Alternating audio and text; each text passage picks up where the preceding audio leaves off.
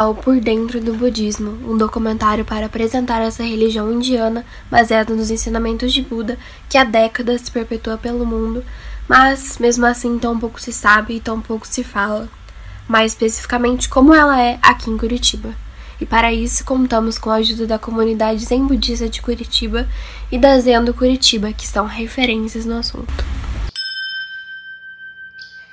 Eu vou te pegar um pouco, então, do Zen Curitiba, né? Que é uma página que nós temos, tem nosso histórico lá, e eu vou me basear tudo no que eu vou te dizer, né? Nessa parte dali. Então, nós começamos mais ou menos em 2010, eu e minha esposa, né?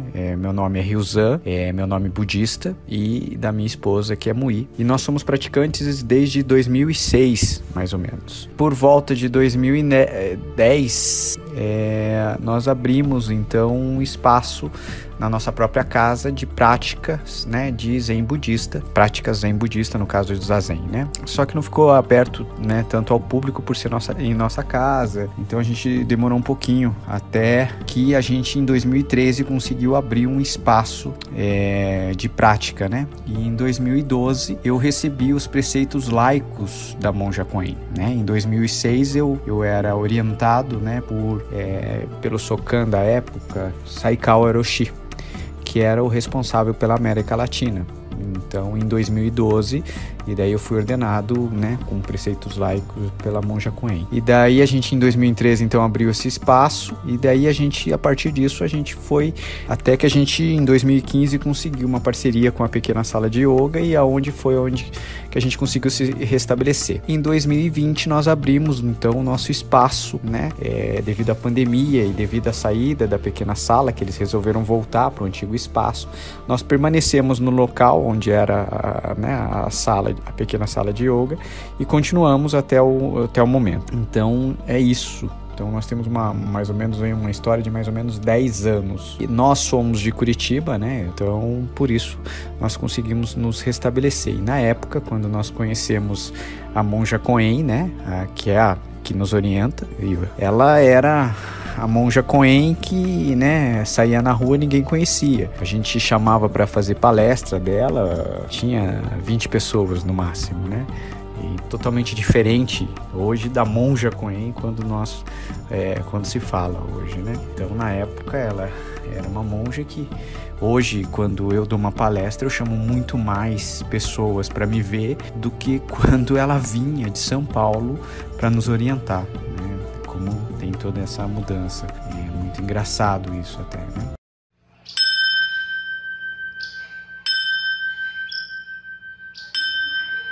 Bom, o budismo é uma tradição diferente do cristianismo, então existem pessoas sim que discriminam o budismo, e isso é fato, mas claro, não tanto quanto, né, as tradições de matrizes africanas, mas sim há uma discriminação por ser uma religião, né, um caminho diferente do cristianismo, mas não tão impactante para nós. Mas eu já passei por situações um pouco vexatórias, eu diria, mas de um modo geral, né, a gente acaba passando, mas não é tão constante isso, tá? Algum outro tipo de dificuldade? A grande dificuldade é que dentro do budismo e dentro do Zen há pouco, né, conhecimento sobre, então as pessoas confundem muitas coisas e isso gera às vezes alguns embaraços, né, mas nada que a gente não consiga conduzir. De um modo geral, a gente vai bem até nesse sentido. E agora com essa questão da Monja Koen, né, sendo aí a nossa representante, isso nos abriu muitas portas, né, porque as pessoas já vêm conhecendo muita coisa a respeito do Zen.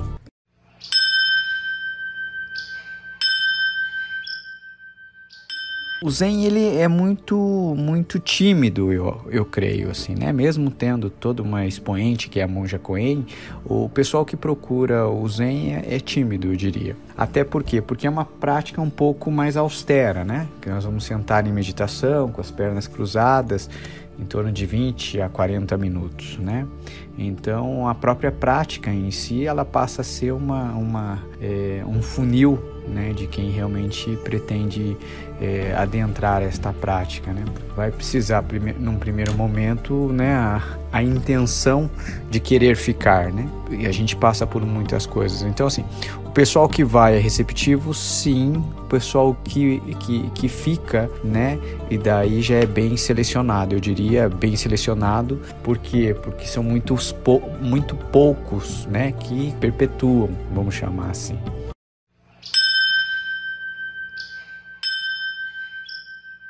Com a internet, né, facilitou muita coisa, claro. No momento da pandemia, no início da pandemia, foi bem complicado para nós, pois a gente não sabia, fomos batendo a cabeça, né, por onde dava, e a gente tentou manter o mesmo formato que nós tínhamos no presencial, né, com atendimento. Foi um atendimento individual no começo e não foi muito bom. Com o tempo, né, a gente foi se reestruturando, tanto que até a nossa prática de iniciante a gente conseguiu criar dentro do ambiente virtual, né, no Google Classroom. A gente conseguiu então criar uma sala e a partir disso a gente começou a criar a prática de iniciantes, que para nós foi bem interessante porque facilitou, diminuiu o trabalho, a gente conseguiu colocar realmente os pontos importantes e o pessoal começa então a fazer isso dentro do que é possível, né, dentro dos horários que cada um tinha, porque muitas vezes eles me ligavam e a gente tentava agendar um horário, mas não batia, né? Não batia a minha agenda com a agenda da outra pessoa, daí eu tentava passar para outro praticante, não dava certo. Então, com esse ambiente virtual, né, essa sala virtual, facilitou muito o trabalho para nós. E daí, com isso, nós criamos, então, né, também devido a essa facilidade de abrir uma sala virtual, né? Hoje nós temos pelo Meet, a nossa prática é toda feita via Meet, devido à pandemia. Nós temos prática todos os dias. Isso também facilitou, que na época presencial nós íamos, né, 2 vezes por semana. Agora não, nós temos prática todos os dias. E isso que foi muito bacana para nós, né? E com isso, né, com o aumento da quantidade da programação, aumentou também a quantidade de praticantes, aumentou a assiduidade, a rotatividade diminuiu. Isso foi uma coisa interessante que a gente pôde perceber. Eu diria para você assim, se você não conhece nada sobre o budismo, assista os vídeos da Monja Koen, né? Dê uma olhada. Eu sou, claro, né? Sou uma pessoa suspeita para poder dizer isso, mas a meditação é um encontro com você. Você pode se surpreender com o que você pode encontrar dentro de você. Mas para isso você vai precisar sentar em meditação, sentar em zazen para você poder se escutar. Eu acho que isso é bem interessante, né? Então, se você não conhece o budismo, eu recomendo, né, que você pesquise, né, porque pode ser que tenha uma linha, uma tradição dentro do budismo que, né, possa ser a sua cara, como poderia te dizer, né, que o budismo, como o cristianismo, tem muitas vertentes e sempre vai ter uma vertente que você se simpatize, que você se identifique. Então, se não deu certo com uma ramificação budista, tente outras, né? São vários portais, né? E são vários rios que vão desaguar no mesmo mar. Mas é interessante que você inicie esse processo de autoconhecimento e o budismo é um grande caminho para isso.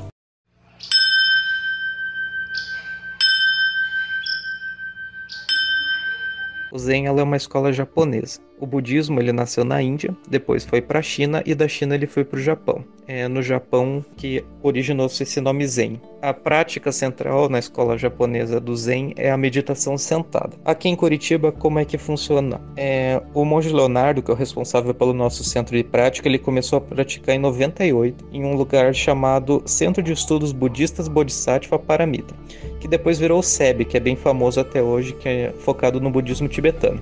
Lá ele começou a praticar ainda dentro do budismo tibetano e depois ele mudou para o Zen. Tudo começou com um senhor chamado Senhor Aramis, que trouxe para Curitiba alguns monges, entre eles o monge Tokuda, que mais tarde, em 2001, se tornou o mestre de ordenação do monge Leonardo. Entre 2001 e 2003, o monge Leonardo ficou responsável por essas práticas de zazen, da meditação sentada dentro da prática do Zen. Já a partir de 2003, ele teve teve a oportunidade de iniciar um grupo de prática dentro da Praça do Japão, naquele castelinho que tem lá no centro, e desde então a gente realiza nossas práticas lá. Agora, desde que começou a pandemia, a gente não tem realizado práticas presenciais, mas lá ainda é oficialmente o nosso centro de prática.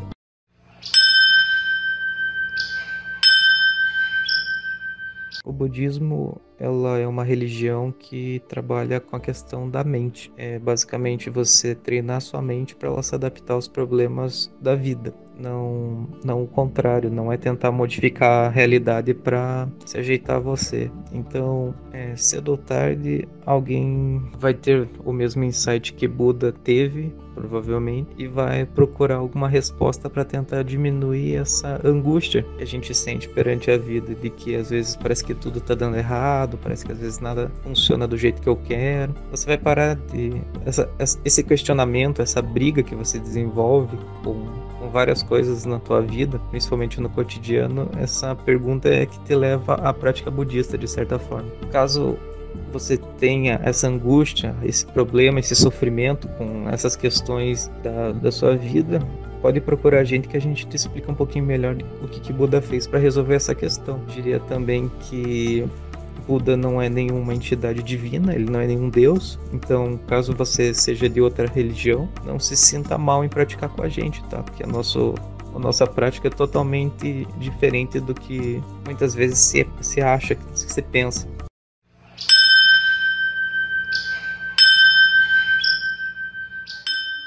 Basicamente, a gente sempre responde as dúvidas daquele pessoal que realmente procura a gente, que precisa de algum conselho, ou que às vezes tem alguma dúvida pontual, ou às vezes quer saber alguma questão de literatura budista. Vamos sempre tentar responder da melhor maneira possível. Uma das bases do budismo é a questão do sofrimento, e essa é uma condição que é inerente em todos os seres, principalmente o ser humano, que sente isso de uma forma um tanto quanto diferente. Dentro da filosofia budista, dentro do que a gente acredita, a gente sempre tenta ajudar as pessoas da melhor maneira possível, sabe? Toda vez que alguém precisar, a gente vai estar à pronta mão para tentar ajudar da melhor maneira possível. Às vezes a ajuda, por mais estranho que seja, pode ser uma resposta silenciosa.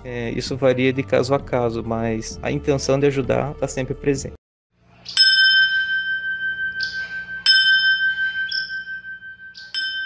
A gente se agilizou relativamente rápido, bem lá no começo da pandemia, quando a gente viu que haveria quarentena mesmo. A gente criamos um perfil no Instagram e já começamos a ver como é que faríamos. No momento, nós realizamos só prática online, como eu havia mencionado, e durante 4 vezes a semana. Uma na terça, uma no sábado e 2 no domingo. Daí nós demos preferência ao Instagram para que seja aberto a todos aqueles que desejem praticar com a gente, para conseguir abranger um público um pouco maior. Existem centros que estão fazendo via Teams, com salas fechadas, existe gente que está fazendo até via WhatsApp, com ligações em grupo, mas vai de cada um, sabe? A gente preferiu o Instagram justamente porque ele é um pouco mais acessível a todos. O Zazen geralmente é uma prática coletiva, fazer ela sozinha é de fato bem mais difícil, então a gente não força ninguém a nada. A questão de manter o pessoal que às vezes se afastar um pouco longe e tal, a gente sempre vai oferecer ajuda, mas entende que cada um tem o seu tempo, sabe? Além dessas nossas práticas regulares, volta e meia ainda ocorre a questão dos nossos sechins, que são retiros. Eles são organizados entre monges e praticantes mais velhos. Também ocorrem de maneira online, tudo via Teams ou via próprio Instagram. É assim que a gente vem mantendo a prática dentro do Zen.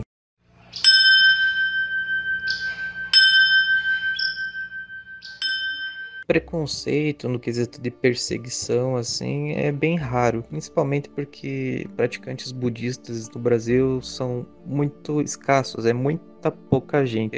Curitiba tem quase 2 milhões de pessoas. Se houver 150 pessoas do Zen, por exemplo, é muita gente já, sabe? Eu acho que já é uma extrapolação muito grande do número que eu tô fazendo aqui. Então, acho que em virtude disso a gente não é tão caçado. Outra questão é que geralmente procura praticar alguma prática budista pessoas com um certo acesso à leitura e outros tipos de conhecimento que uma vasta parte da sociedade não tem em geral, porque, como eu disse, já que o budismo não é tão disseminado aqui, muita gente vive sem saber e morre sem saber do que se trata, não vai atrás, sabe? Esse nosso anonimato, digamos assim, é o que nos evita de sermos perseguidos muitas vezes. O que muita gente às vezes acha é que, sei lá, todo mundo que pratica é careca, usa uma roupa laranja e fica em meditação 18 horas por dia, ou que praticamente todo monge, todo praticante é extremamente calmo. São coisas que não são verdade, né? Porque são bem irreais. É difícil